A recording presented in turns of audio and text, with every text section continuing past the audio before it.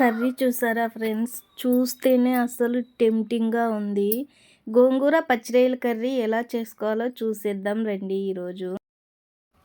Hi! Hello friends! Welcome to my channel Jasvika vlogs Pedalanka. ఎలా ఉన్నారంతా? బాగున్నారా? మేమైతే చాలా బాగున్నాము. అలాగే మీరు కూడా బాగుండాలని మనస్ఫూర్తిగా కోరుకుంటున్నాను. చాలా రోజుల నుంచి గోంగూర, పచ్చిరొయ్యలు తిందామనుకుంటున్నాను. కాకపోతే గోంగూర ఉన్నప్పుడు పచ్చిరొయ్యలు ఉండట్లేదు, పచ్చిరొయ్యలు ఉన్నప్పుడు గోంగూర దొరకట్లేదు. ఇప్పుడైతే రొయ్యలు ఉన్నాయి, గోంగూర ఇచ్చుకున్నాను ఈరోజు. చాలా సింపుల్‌గా, ఈజీగా పచ్చిరొయ్యలు, గోంగూర కర్రీ ఎలా చేసుకోవాలో చూపిస్తానిప్పుడు. ఇక్కడైతే పొయ్యి అంటిస్తున్నాను. పొయ్యి అంటిచ్చేసి గోంగూర అయితే పొయ్యి మీద పెట్టుకున్నాను ఉడికించుకోవటానికి. ముందే తాలింపు వేసుకోరు, ముందైతే గోంగూర ఉడికించుకోవాలి. గోంగూరని 1-2 సార్లు కడుక్కొని, అందులోనే ఎక్కువ నీళ్ళేం పట్టవు, కొంచెం నీళ్ళు వేసుకుంటే సరిపోయిద్ది. వేసుకుంటే వేసుకోండి, లేకుంటే లేదు. మెత్తగా ఉడకాలి కాబట్టి కొంచెం వేసుకోండి. అందులో ఉల్లిపాయ ముక్కలు, పచ్చిమిర్చి ముక్కలు, టమాటా అయితే అస్సలు వేయకూడదు. కొంచెం పసుపు, కొంచెం సాల్ట్ వేసి ఉడికించుకోవాలి. ఈలోపు అంట్లుంటే కొన్ని అంట్లయితే కడుగుతున్నాను.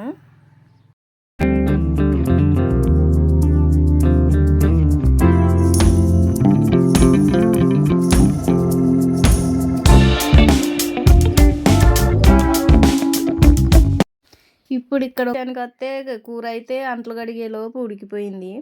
చాలా సింపుల్‌గా, ఈజీగా అయిపోయిద్దండి గోంగూర కర్రీ. పైగా పొయ్యి మీద కాబట్టి కట్టెలు నీట్‌గా మండితే చాలా టేస్టీగా ఉంటది. గోంగూర అయితే ఉడికిపోయింది. గోంగూర అయితే ఉడికింది. కొంచెం మెత్తగా మెదుపుకోవాలి. అంటే ఆకులాకులు ఉంటుంది కదా, మిక్సీ ఏం పట్టాల్సిన అవసరం లేదు. మెత్తగా మెదుపుకుంటే సరిపోయిద్ది. పచ్చిమిర్చి వేసాం కాబట్టి కారంతో కూడా పని లేదు. ఒకవేళ మీరు ఎక్కువగా కారం తినేవాళ్ళు పచ్చిమిర్చి చాలదు అనుకుంటే పచ్చిమిర్చి అది కారం వేసుకోండి.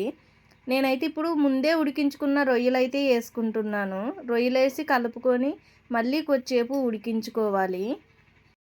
రొయ్యలకి గోంగూర అంతా పట్టేలాగా కలుపుకుంటున్నాను ఇక్కడ. అలాగే కలుపుకోవాలి. ఇంకా కొంచెం వాటర్ ఉన్నట్టున్నాయి, అందుకని మూతెట్టి కొద్దిసేపు ఉడికించుకుంటున్నాను.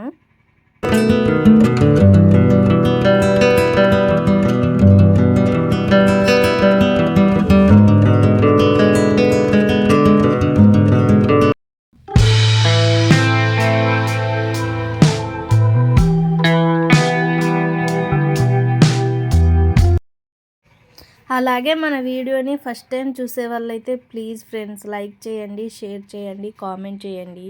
ప్లీజ్ అండి సబ్స్క్రైబ్ చేసుకోవటం అస్సలు మరవకండి. మీరు కొంచెం సపోర్ట్ చేస్తే ఈ వీడియో మరికొంతమందికి చేరుద్ది.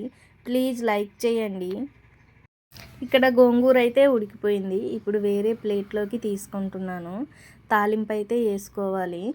తాలింపు వేసుకోవటానికి నేను సపరేట్గా వేరే దాంట్లో ఏం వేయట్లేదు. మళ్ళీ ఈ డాకులోనే వేస్తున్నాను. పొయ్యి మీద కదా, అసలు గ్యాస్ కూడా లేదు.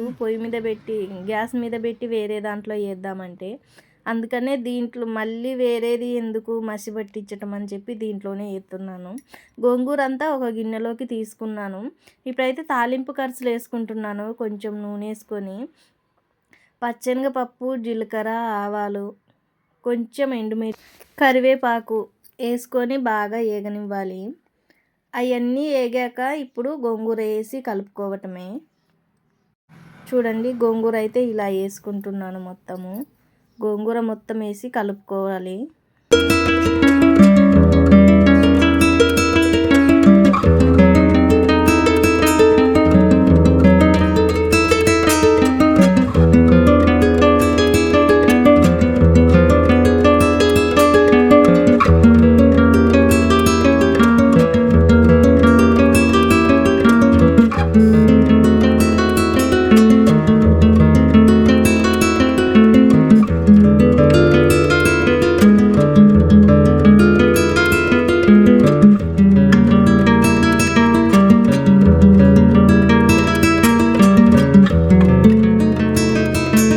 గోంగూర అయితే నీట్గా కలుపుకొని మూతెట్టి మరికొద్దిసేపు ఉడికించుకోవాలి.